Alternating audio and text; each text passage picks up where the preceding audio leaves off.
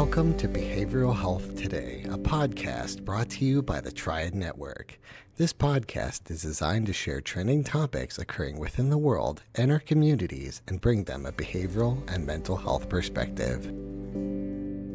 Welcome to Behavioral Health Today. I'm your host, Peter Finger. My guest today is Mark Talaga, a licensed professional counselor and the founder of the Center for Identity Potential. Mark brings a unique perspective to mental health, having transitioned from a career as a video game developer to specializing in the developmental needs of gifted and neurodivergent individuals. As the host of the Hopelessly Gifted podcast, he focuses on moving beyond outdated models of pathology to help families and educators recognize that many struggles are actually signals of a mismatch between an individual and their environment. Mark's work offers practical, growth-oriented strategies for managing perfectionism, anxiety, and the complexities of modern screen culture. I'm joined by Mark today, where we'll explore the shift in how we view giftedness, moving away from labels of pathology towards systemic strategies for managing perfectionism, asynchronous development, and the unique complexities of gifted kids. Mark, I'm so excited to have you on our show today. Welcome. Oh my gosh, thanks so much for having me, Peter. I'm very excited to have you. I've really enjoyed researching you and your work and the work that you're doing with the Center for Identity Potential. And I'm really kind of curious because your path into this work is kind of different than others because you began your career as a video game developer before becoming a counselor. So I want to ask you, what was that aha moment that really led to this shift towards supporting gifted and neurodivergent population? Yeah, I mean, it may not have been a aha moment as much as an crud moment where, I was one of those, gifted kids growing up, never formally assessed or diagnosed or anything, but school was easy. It wasn't an issue. It just felt like everything came naturally, never studied, never took notes. And, I just went on and on and on. And then around college, I really hit a wall where my executive functioning, my ability to manage myself and be places on time, it all got away from me. So I kind of eked my way through college. But I was left with this feeling of like, oh man, maybe I'm not good at stuff. Like, I don't know if I can survive this. And I thought to myself, well, I'll just do something that I love. I'll get into video games. I'll figure out a way to do that. And I was able to, and I worked in the industry for 4 years, but the same issues kept coming up. And I wasn't aware of them at the time, why I was struggling to stay on top of things and that nature. But it eventually led me to getting fired. And Oh, wow. it was this moment of like, oh, shoot, didn't I have this dream job that everybody tells me, is the top of the mountain? But it allowed me to say like, well, what am I really doing here? What do I really want to be doing? And I knew I wanted to help people, and that's about as far as I could get. And I remembered in my past, I had, a therapist when I was a teen that was very helpful to me. And I thought, well, I'll just do that. So I kind of still had the same mindset of I'll just rely on what I got, see how far it takes me. And if I don't like it, I'll just bail. But I eventually got connected with Andy Mahoney in the center. And he was one of the few people in my life who's like, hey, man, like you've got more challenges than you think as far as what it takes to really build the skill that you need to do the things you want to do. And as he taught me how to work with this population, I just had so much like revelation and, oh my gosh, that was me. And oh, that totally makes sense. And oh yeah, I see. And luckily that has definitely contributed to me being able to help, these kids and young adults because I can relate so well. But it was I don't know if it was an aha moment as much as a panic moment. Yeah. No, I loved your story. And really, it's very interesting. Sometimes we kind of go into these spaces just a general curiosity for ourselves, Hmm. for bettering ourselves. But what it really does, it creates this moment of knowing, of authenticity. So when we're going and helping these populations, we really kind of understand that space on a deeper level because we've sort of gone through it. That's why I like so much about sort of the peer recovery space, right? It Hmm. takes one to know one. And really, what you're sharing in this story is that your own challenges really kind of paved way, that experience to helping the populations that you serve today. Yeah, I'm a recovered gifted kid, I guess, if it, to I use like that that. lens of it, you know what I Yeah, I mean? like that. It Yeah, it I is like very that. much a lived experience Mhm. backed with some foundational understanding of where that comes from that, yeah, has made me, helpful to these kids. Yeah, yeah.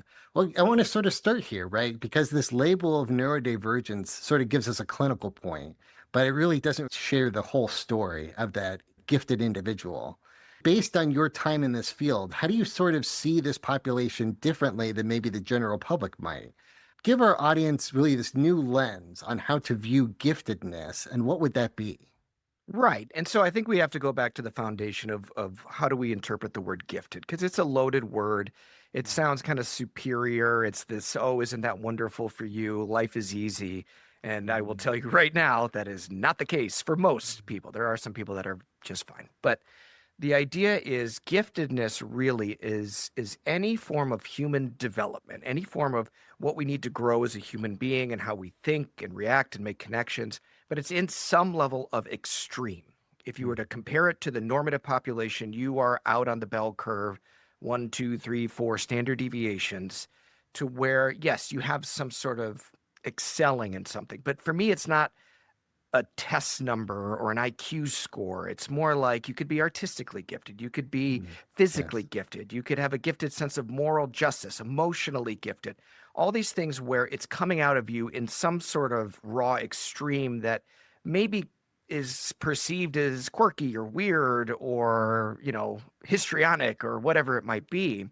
But the reality is, it is just a part of their development. So the issue is when you have that extreme development in one or more areas of your life, it's usually paired with other areas of development or that are more in the middle, in the norm, or even delayed. And these Mhm. really, that creates gaps. And these gaps in our profile from, what we're able to know in our storehouse of knowledge to what we're able to execute on might be severe enough to where it creates real problems for a lot of Mhm. people that inherently know I'm a smart person, I'm a capable person, but boy, I just can't seem to get things working for me. Right. And for me, I want people to understand that neurodivergence is simply, it's not like you're an other. You're not another type of being. Yes. You're a human Yes. being, Yes. but you have these areas that are, yes, in some level of extreme, or you have these big gaps that can create challenges. Yeah, yeah, and I'm kind of curious. So, as you are working with this population, how do you address those gaps? Is it strategies? Is it practices? Is it awareness? Like, where is really the starting point here?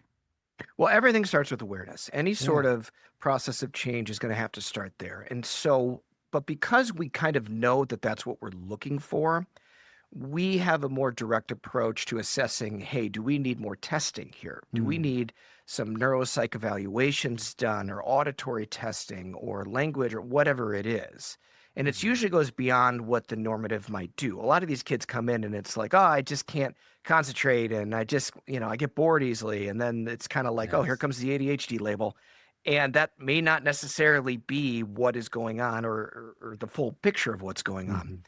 And so, what we pride ourselves in is when we see a case that's relatively complex, we say we want to know everything, how they're processing language and how they're taking it in and how they're expressing it out in written and in verbal and all these other things, so that we start to see where these challenges are relatively hidden. Because what Hmm. gifted people are very good at is over relying on strengths. And so they tend to kind of just show off what they're very good at and don't want to really mention or look at where they may be vulnerabilities in the developmental profile. Yeah, yeah, right. Because what you have is you have certain areas of the brain that are hyper trained and other Yes. parts that are less developed, and you use those strengths in order to sort of mask the weaknesses, right? Exactly. And so, and it's not that we don't want to dismiss the strengths or celebrate them, but it can be this kind of seductive thing when you see a gifted kid who's struggling to just keep reminding them how great they are. Oh, but you're so Hmm. smart. Oh, you're so good. And Hmm. look what you can do here and there. But what that kid really needs is it's not fulfilling enough. I'm not meeting some internal piece of me that needs to be seen in this world, and that's really where I need the help. So I'll give the story a lot of times about like a kid who will play tennis, and he'll hit a shot and it just goes wide and he just collapses. He's in his head and hands crying, And most people would be like, okay, you had one bad shot, no big deal, right? And it's kind of the worst thing you could say to that kid because not the worst thing you could say, but it's not helpful as much as you think. Because what that kid needs to hear is, hey, I see what you're trying to do, and you being this upset about it tells me how much it matters to you and how much you recognize that you have potential to hit that Mm, shot. And so, mm, what I'm going to help you do is get down into the micro skill of what you really need help with so that you can do it when you want to do it with some mm. relative accuracy. Yeah, yeah. It's being able to really kind of recognize and see that person and sort of understand the emotional dysregulation that's happening and trying to give them the skills to overcome that moment. Right. And it's hard to overcome that moment if they don't understand what the problem is. Yes. It's so hard to Mm, regulate and emotional regulation is in and of itself a skill. And a lot of times we're pushing for the kid to regulate when it's more like, hey, this is when you are in a raw space. I need to get you out of here because you're not mm, at a place yet where you know how to manage that. And then in the therapy process, it's more like helping them recognize how these moments are much more vulnerable to them than they realize so that there's a mm. better layer of protection in how they enter into it or protect themselves from it. Yeah, yeah, it's really interesting. You're right, because from a pathology standpoint, it can be so easy for us to like label ADHD or neurodivergent autism, etc. But your approach is much more individual. You're looking at the person and trying to understand those situations on a level that will directly address the areas where they need the most development.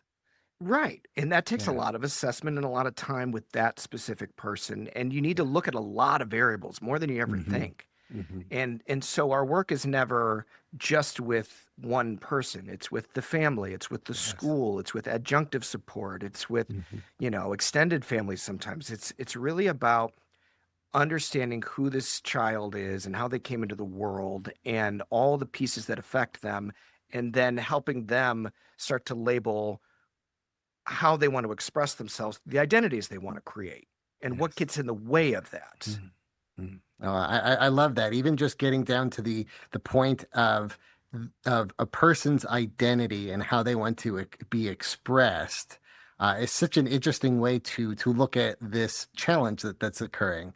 You talk a little bit about the environment, right? And you've already kind of defined or shared that you go through a number of tests, right, to sort of understand where the strengths and weaknesses are, but you're also trying to take the environment into consideration, right? I know from my research that you say that the struggles that gifted individuals face are signals of mismatched environment rather than maybe like signs of pathology, right?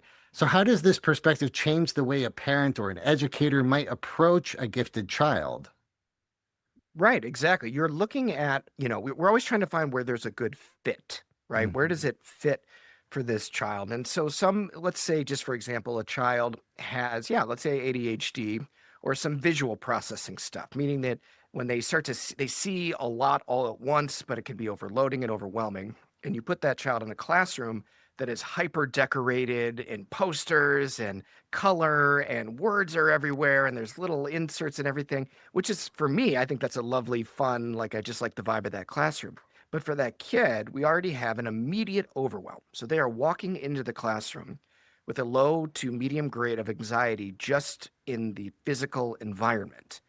Now, I'm not saying that that teacher needs to start ripping stuff down, but it's more like how do we be conscious of where that child needs to sit in relation to Hmm. all that, or what can be done about that, or what the teacher might want to keep in mind for all her students.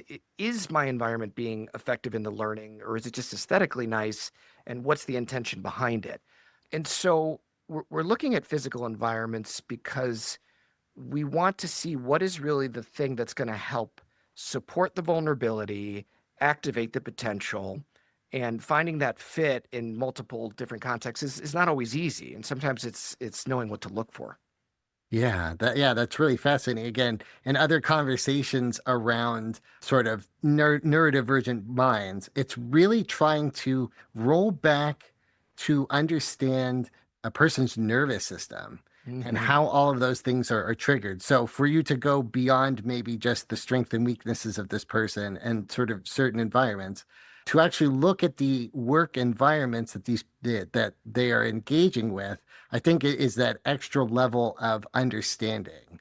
I also know that there's a lot of research in the gut, right? Some people are able Oh to yeah. sort of address things by nutrition, right? And that can be also another pathway to sort of emotional regulation. Oh, absolutely. The physiology of the person it's funny. The more I do this work, the less it becomes about psychology for me. Like I'm Yes. starting to be like, it's almost always something physiologically, medically based, neurologically based. Like it's so rare for me where it's a pure psychiatric issue.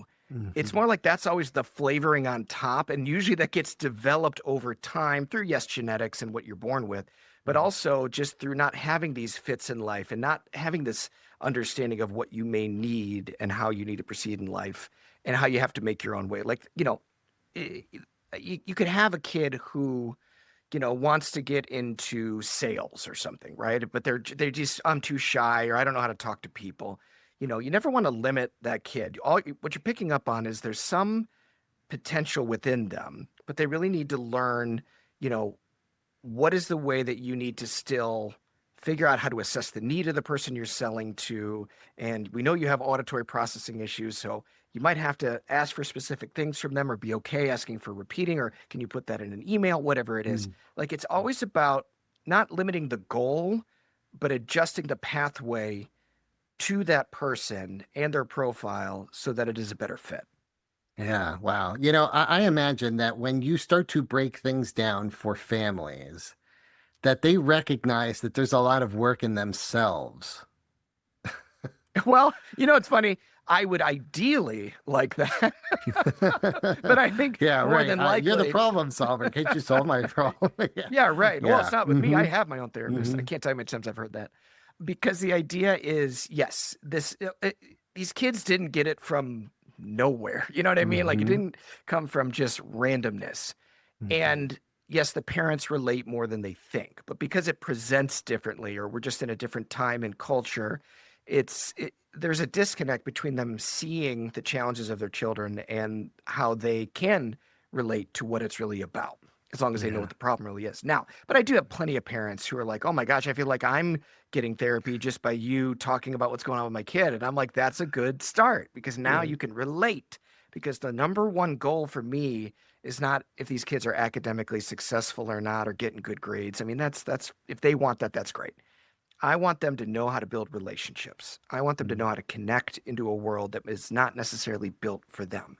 And Mhm. sometimes that starts in the family. How do we connect Mhm. to one another more effectively and in a way where we're being heard and seen and understood? And that skill of connection to me is the root of, anything you want to do in this world. Yeah, I love that as well. Right. Being seen and understood is a core human characteristic. Everybody has that.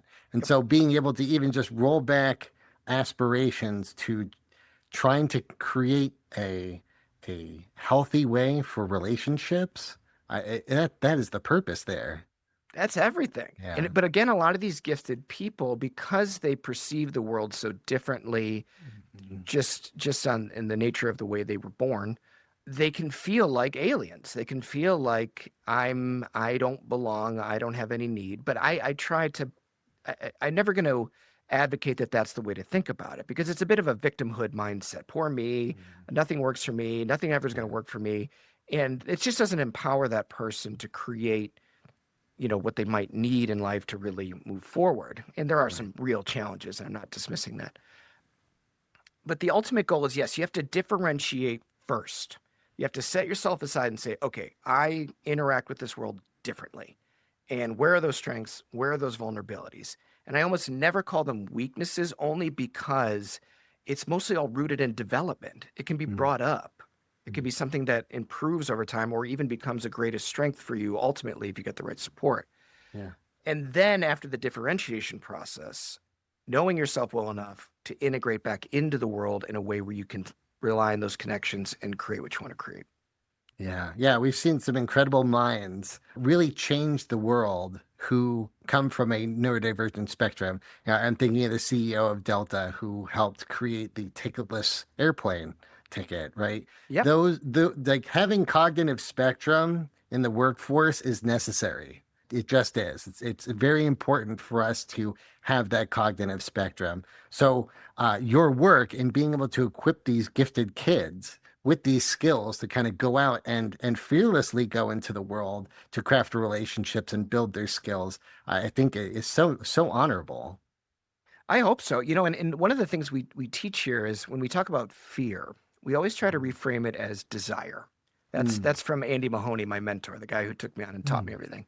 Fear is desire, and meaning when you feel afraid to move into the world, afraid to try something, afraid, it is because somewhere deep down it matters to you. It's something you want. Otherwise, you wouldn't care.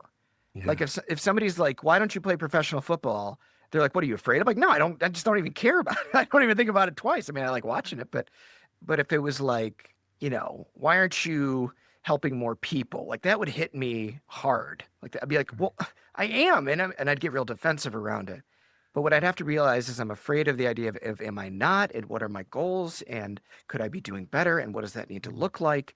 And it's really a desire at the root of it. And when we can tap into that with these kids who are, want you to believe, well, I'm afraid to fail or something like that. And it's not that they have a desire to fail. It's more that they are struggling from the desire to grow and possibly even be successful at that. And then what does that create? Right. More demand and more stuff. And, it Mm. just gets overwhelming. Yeah, again, even just as you're talking or uncovering some things, that perspective shift of fear to desire helps me navigate that with a little bit more curiosity. I imagine it does with your children too. Oh, yeah. But I want to kind of park on this idea of perfectionism because Hmm. perfectionism can be paralyzing, right? But as you sort of help these kids reframe this, what are some of the growth-oriented models that you use to help them feel safe, safe enough to fail? Right. So we have a couple of ways we go about that. One, we first want to make sure that they understand that we are not against doing something perfectly. We are not against the idea of perfect. The whoever created the airplane that I'm about to fly on, the engineers behind it, had better be perfect. They had better be without any error or mistake, and that Yeah. is what I would expect from them. And then there's the idea of artistic perfection, all this kind of stuff. But it's more like we're looking at perfectionism as a defense mechanism. Mm. They're relying on perfectionism as a way to not deal with whatever it is they're struggling with that's related to the task. And that may not be the actual work itself. It could be I'm struggling with learning how to initiate. I'm struggling with learning how to sustain this. I'm struggling with learning how to talk to the teacher because I need clarification. Or maybe it is I actually see the vision of what I need to create in my head, but I don't really have the skills and the steps to do it. And so they stay in this kind of either procrastination or perfectionism. It's flip side of the same coin of defensiveness around I need to develop skill in this area, and that's where the struggle really is. So we try to really dive down even deeper for them to understand where they have more recognition of a skill to build, which they have more control over. And you can create scaffolding for that and frameworks for that and a different way of getting help around that they might not think they need or whatever it is. And so that can be a really big help. And then a lot of the kids who are like, well, I'm afraid I'm going to fail. And one of my favorite things to do, as long as I have a good relationship with the kid, is to say, well, if you ask me, you're failing now, but you're still here and you're okay and you're alive and you're still loved. It's like if you really look at it, this idea that, oh, if I try and fail, you're failing because you're not engaging with it now and it matters to you. So let's move that aside. Let's get rid of that idea. And that sometimes is a wake up call for a lot of kids. Like, oh yeah, and then it's kind of like, well, I guess what do I have to lose? It can't get worse than this. Right. You know, Right. You get into that space where you can start to see things on the other side, right? I failed, so it doesn't seem so scary, yeah, right? yeah, Yeah. and but it is also recognizing that what they're trying to solve in that moment of I just got to get it done, whatever the it Mhm. is not something your brain can really effectively walk through, prioritize, and sequence through. It's too amorphous. It's too just a bowl of soup. Right. It's got to be more structured, more clarity into the micro skill of what needs to be there for a lot of these really brilliant kids to be like, oh, yeah, no, I do struggle with that. And I see it over Mhm. here and I see it over Mhm. here. And that pattern recognition works in their advantage And usually you get a lot more buy-in when they see it as a real tangible thing to work on. We'll be right back after a word from our sponsor. Continuing education is both a requirement and a learning opportunity, but finding the right CE provider can be challenging. AATBS, a triad company, offers continuing education for psychologists, social workers, marriage and family therapists, counselors, and behavior analysts. CE courses are available both individually and as part of our new All Access Pass. All Access Pass provides a library of over 250 unique courses. That's more than 800 hours of CEs, with new courses being added every month. As a special offer, Behavioral Health Today listeners can save 15% on CE purchases. Visit us at aatbs.com/BHT and enter promo code BHT15 during checkout. That's aatbs.com/BHT. Check out our library and check off your CE requirements today.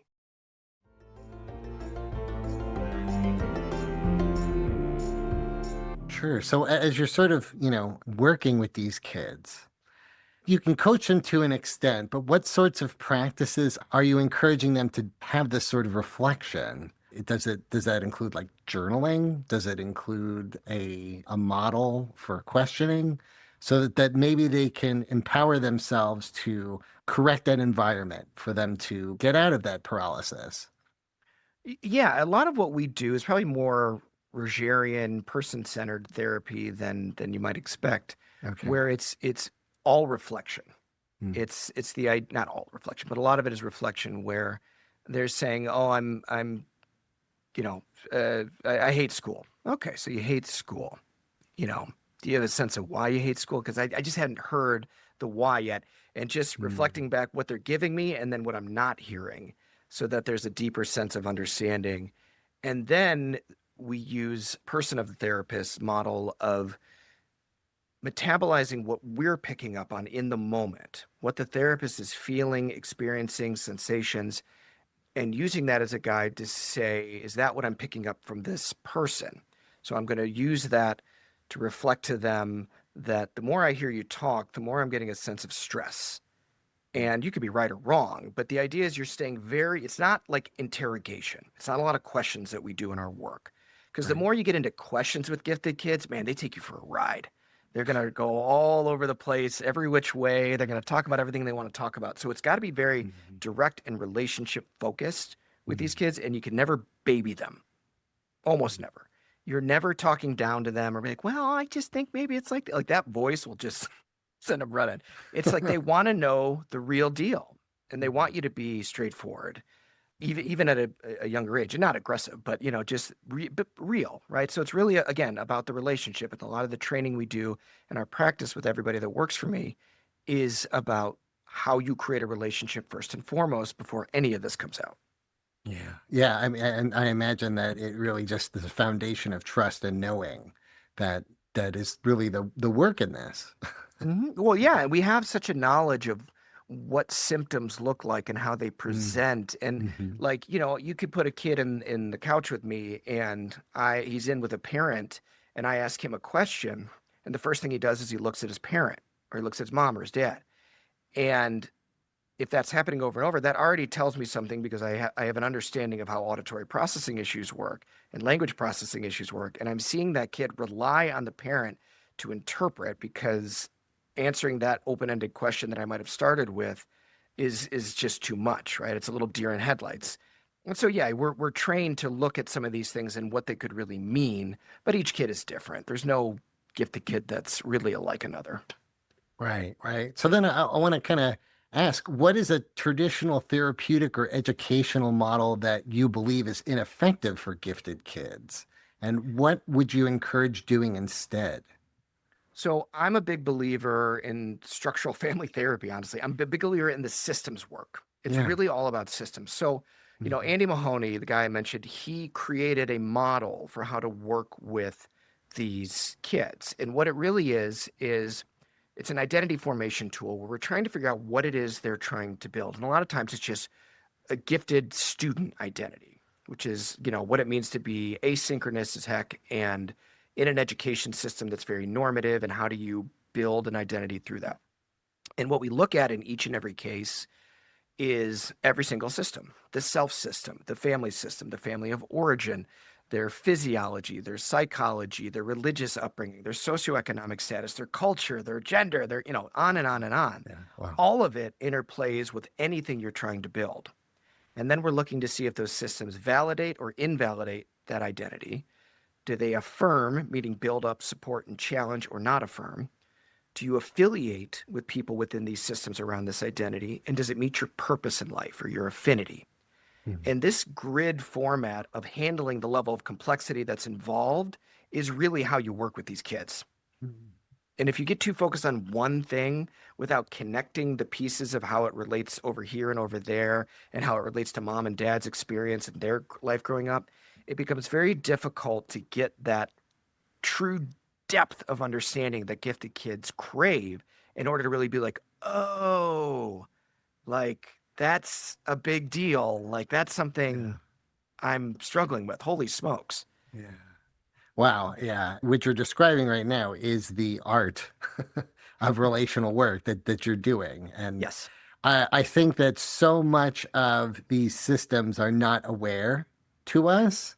And, this is sort of the beauty of working with specialists, right? And they can sort of see things from different angles. Takes a village sometimes. But I think it's a Yes. unique skill set that you are offering for these gifted kids that they might not have in their own family systems. So I want to sort of park on that, right? How do you get the families involved into this? I know you talked a little bit about how there has to be a little bit of buy-in from the family, but talk to me a little bit about that work.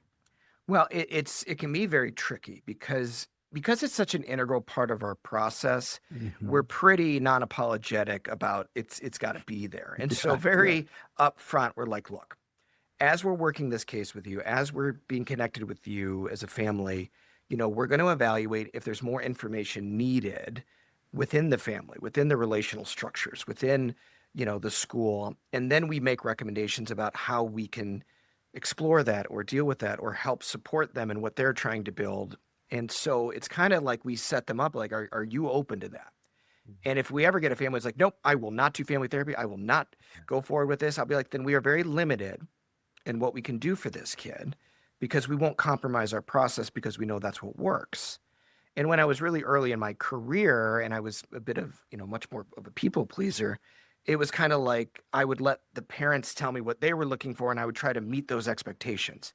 And I can't tell you how much anxiety I was under, feeling like I was always failing because I wasn't rooted in a foundation of I know what I need to be doing for this kid. That's why I'm a big believer in supervision, working as a team, taking a village, like you said, because we all have blind spots. And if you try to do this work alone, I mean, good luck.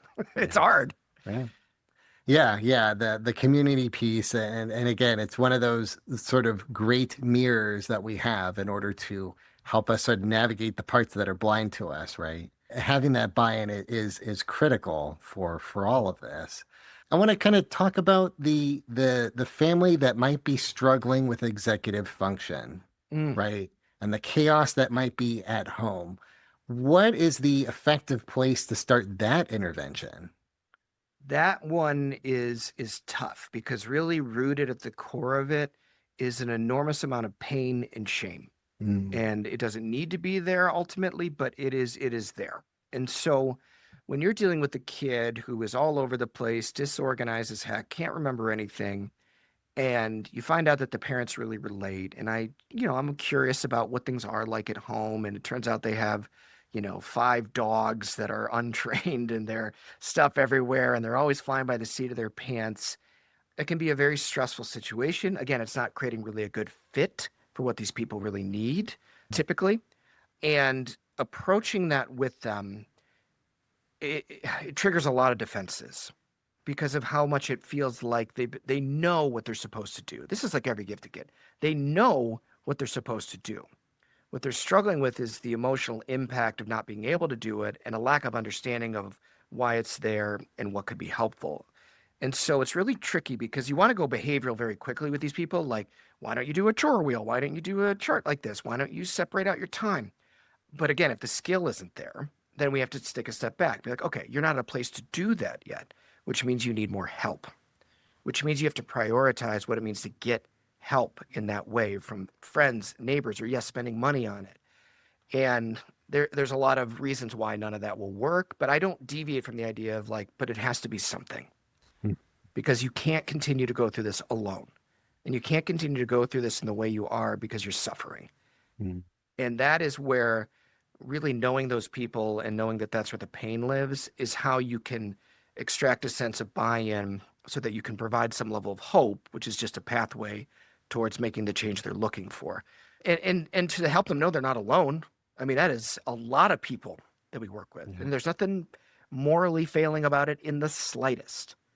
That's one of the biggest challenges for these gifted kids. Well, I just don't work hard enough. I'm lazy. I'm a moral failure. No, you are not. Not according to this neuropsych report that I have that gives me hard data to show that you're not, you Right. know, Right. that understanding and almost relief of it's not just that I suck Mm. can Yeah. be something that allows them to hear that there are other ways and tools to deal with whatever it is they're dealing with. Yeah. Yeah. It's so interesting, as you sort of evaluate that kind of environment, right? That sort of family system, because I think what is most helpful in those is that you're almost sort of the corrective emotional response, right? Because Right. they've heard certain things, told the story in their mind so many times. It's really somebody on the other side that says it's not quite true. And I'm kind of curious for the families that maybe don't necessarily have the skills, what Mhm. resources do you typically offer them? Depends on the challenge, but it's I guess like if you were to give me an example, maybe I could help give more specificity. Sure. How about a family with a parent member with ADHD, but too much stigma in order to get themselves diagnosed, but Right. not necessarily organized to get their child diagnosed? Right. Okay. So you got a parent who is, not dealing with their own challenges and learning difficulties and interaction with the world, Right. and they're unwilling to get help around it. Right. There's desire, but there's not enough organization. Right. Okay. There's desire, but not enough organization. Okay. Well, this is where we might go a little out of the box, where it's like if there's desire, then I look at it from an asynchronous development perspective. You want something, you have a passion and intention for it, but literally your skill level is more like a 9-year-old. And that's not a slam on them, it's not a critique. I'm dealing with what is. And so I would probably go the extra step of I have a person, I'm going to call them, I'm going to conference you in. And that's not as a rescuing mechanic. That's where you got to be really clear. I'm not doing it to do the work for them, I'm doing it to validate the level of severity that they are up against and how that presents itself as not being able to move ahead. And it's not that I'm going to do this for them forever. It's more like I know that right now what you need is bigger than what most people are telling you. Everybody's telling you just make the call. Why aren't you making the call? What Yes. are you doing? Hmm. What's wrong with Hmm. you? Why aren't you, Hmm. are you afraid? Blah, blah, blah. And they go psychology route. So it would probably be a lot more hands-on in that moment, considering I have a relationship with them and they don't think I'm full of BS or whatever. Right, right, right. But sometimes it's that route. Got to get Yeah. outside the box. Hmm. You can. It's like whenever I work with ADHD clients, and that's part of their profile rather. I'm so less interested in talk therapy and so much more interested in what can we do right now. Like they'll tell me like, Yes. oh, I've been putting off this professor. I go, oh, perfect. Hmm. Because guess what we're doing together right now in the moment. Because this is what I want you to become aware of. Is that's how you've got to start to recognize when this is what you would need to do it in the moment. And let's give you a framework that makes sense to you so that you can replicate that on your own, or we'll do it again until it feels like it's in there for you. Yeah. And sometimes that repetitiveness is more than people think for very smart people. It's like, it's not, oh, I told them once and they know it. It's like I had to teach them 15 different times the same thing, and then it clicked. Yeah. Yeah, that's so interesting. And as you just go through that example, I recognize what a sharp skill you have in just listening, but also the fact that knowing that this is a moment to take action rather than maybe like the psychology route where we're talking about behaviors or what we could do. I think that that skill set of of knowing that action-oriented moment is the difference to behavioral correction later on. Well, and exactly that. And again, because a lot of these kids kind of run away from the feelings around it. Mm-hmm. And so when I'm with them in that moment of going behaviorally, I'm constantly evaluating, okay, and what does it feel like to have done that? And okay, what does it feel like that Yeah. we brought this Mm. up at all? And what was Mm. that like for you? And what did you notice about yourself? Because I want them to process it so much more effectively Mm. than they would if maybe just, like a academic coach was just having them do it. I want that deeper level of it Sure. sticks with them. Sure. Yeah, I love that, even myself, right? And there's a task that I don't want to do. I go the route of curiosity to say, start it and see how that feels. Yeah, Now exactly. it's like exercise, right? Every time I maybe dread having to go and go outside for the walk, but when I'm in it, I feel it. And being able to reference that is so much more impactful than maybe trying to outline the benefits of doing it. Yeah, right. You No, I feel mean it. You that is feel it so in your much more body. real. Yes. Yeah. Oh, I Yeah. love that. Yeah. Well, I want to park a little bit on your podcast, right? Your podcast, Hopelessly Gifted, and where you explore real life pain of being labeled as gifted. So I want to ask you, why is it so important for individuals maybe to accept their quirks rather than try to fit into a normative mold? It's funny. I know you just well enough to know that like you know the answer to that, but I love the question. So it's like, I named the podcast Hopelessly Gifted for two reasons. Yeah. One is I want to convey the message that you are who you are. That's it. It is you might want to you wish you were different. You have a idealistic version of yourself, but you are who you are, and that's great and that's wonderful. And I wouldn't change it for the world. And so yeah, it's a little bit of like, yeah, you're hopelessly gifted. It's just who you are. And at the same time, Love it. giftedness is such a, again, stigmatized word around achievement and Harvard and MIT and engineer, whatever it is, to where there's this sense that it is, all roses and success.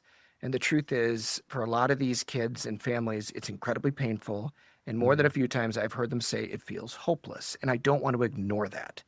But the idea is the way to find the hope is by acknowledging that there are moments of hopelessness and the pain underneath it, but that with understanding and education and a human approach to really understanding all of these little quirky behaviors, there's a way to be more in charge of how you want to be in this world and how you can connect and how you can stay without compromising yourself, without Mm. saying I shouldn't be a certain way. No, no, no. You are who you are. And so this Mm. podcast goes into a lot of, we work with experts that give us some more educational understanding of certain things like auditory processing, or we'll talk with gifted educators, or I share sometimes personal stories and just my own understanding of what it's like to be a gifted person, all in the hopes that people understand this is more relatable than you think.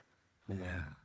Yeah, I imagine that your listeners find it so validating because having to kind of go through that experience and not necessarily having a maybe like a normative personality, it's very lonesome, Oh, right? yeah. You can't it's a harder time to sort of connect your story with others.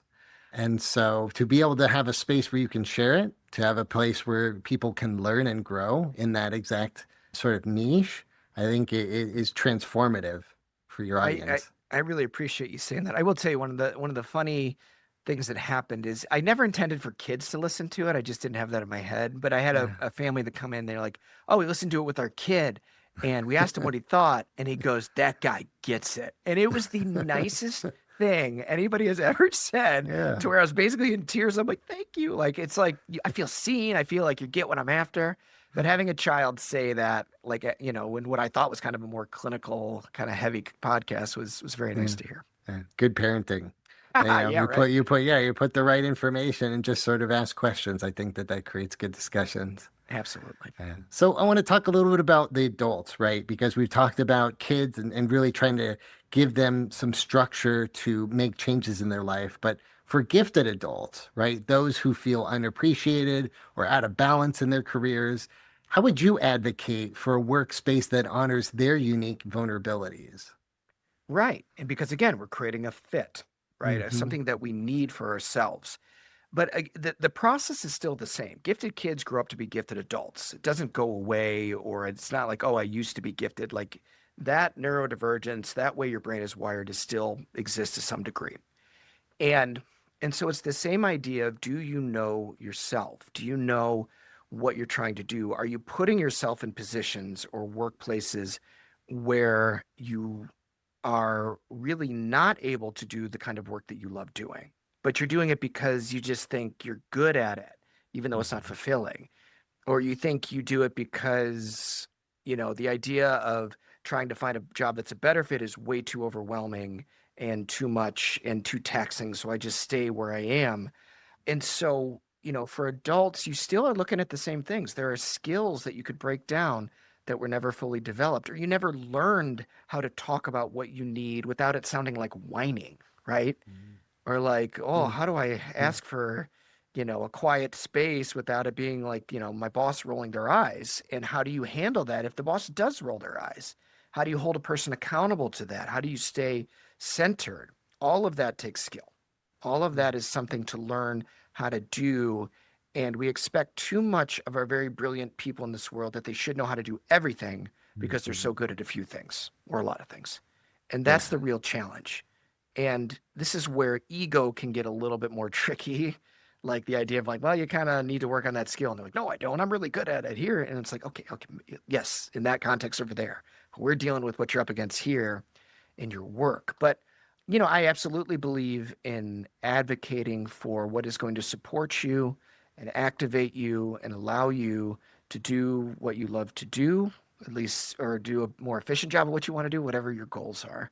But it's almost the same process, really. Yeah, it does sound very similar in the process, but it really, as you're talking, I think this the opportunity, not the opportunity, what's the word here? I think as you sort of outline this, I think the thing that really sticks to me is that as adults, or this concept of being an adult, we're expected to know and do everything by ourselves. There's like a high Yes. sense of independence. Yes. And what you're talking about is we can still ask for help. We can ask others for accountability Yep. to keep us, on track with what those things are, right? Think about the job task of having to go into a different career. Having somebody else to keep you accountable could be the difference of you getting over that task. Um, Absolutely. and so just that little bit of reminder that understanding where your weaknesses and having somebody for support can be done even as a grown adult. And there's this idea that nobody's going to understand what my challenge is. Mm, And I want that to not be so externalized. They won't understand it. I always bring it back to you. Do you understand it? Do you really know how to speak to it? I know you get it inside. mm, Like it all makes sense up in the head or in the heart. But if you don't have even a script or a way that you know how it will be heard, and how maybe you don't need to share or overshare everything that happened to you when you were a little kid for why, you need a private bathroom at work. You know what I mean? It's like it's can be something where you learn how to get what you need without feeling like, well, it's got to be this way. If I don't do this, then this will happen. And there's a rigidity that others are there to help you work through or find a way around, so that you can be open to new ideas and new ways of being. But you have to let that part of you that is a little, I got to do it all myself, down. yes, You have to say, yes, no, no, I gotta, I gotta say, maybe I don't know everything. Maybe yeah, somebody else has something, and I'm not going to expect them to fix my problem, but I'm going in with the intention of working with another person to broaden my awareness that maybe I'm missing something. mm. There's a lot of courage in that. Hmm. There's a lot of courage. Well, I do want to kind of give our listeners a takeaway here, right? And one of the goals that you're teaching parents is to be an expert on their own kid, right? You've said it not in those exact words, but in my research, you do say the expert of your own kids. And what is the most important skill a parent needs to develop in order to support a child whose development is out of balance? Right. So the most important thing, I want to bring it down to almost just acknowledging that you have the capacity to be that expert of what's going on, and I want to validate. We always have this phrase in our office, and it's this is a very gendered phrase, but always trust a mother's gut, Mm. meaning that parent, and yes, typically the mother, but that parent, if they feel like something's off or wrong, or that the fit isn't right, or this kid is struggling, I always say, then that's where it is. It's in there. But my job is to help them understand how to evaluate and assess in a much broader manner, so they're not like laser focusing in on one thing or targeting this one teacher as a way to make things better for the kid, but how to broaden out, how it might need to be a more systemic approach. And so, what I want parents to understand is that to really support gifted kids, it's complex, but don't run from that. Run into it. Go into it with the idea that it's going to be overwhelming at times, and it's going to feel like have no way to move forward here.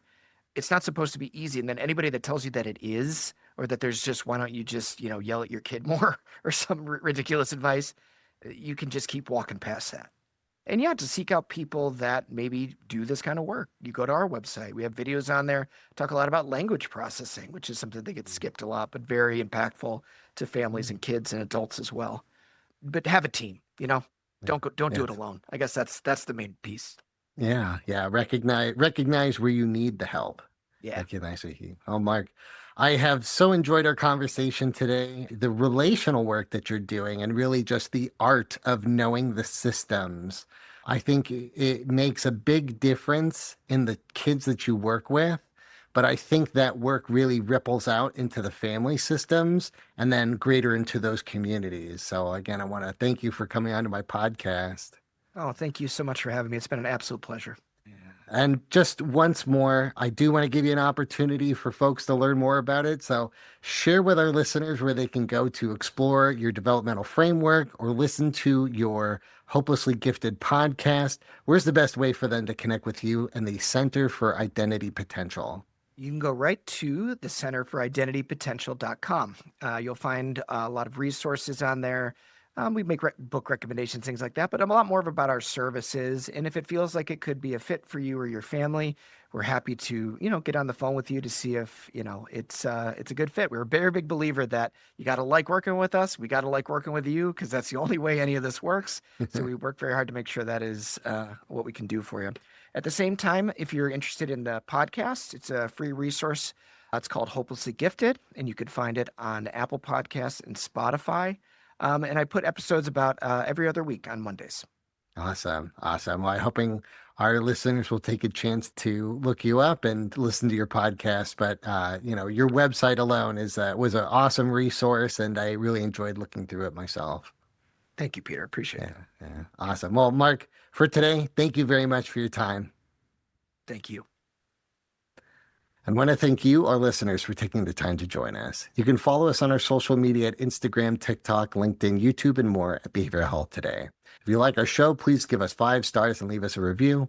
And as always, the resources for this episode and an archive of all our other episodes can be found at our webpage at triadhq.com/BHT. And we look forward to having you back with us next time on Behavioral Health Today. We appreciate all the support from our community, and if you like our show, one of the best ways you can support it is by giving us a 5-star rating and leaving a review. Behavioral Health Today is a podcast part of the Triad Behavioral Health Network, all rights reserved.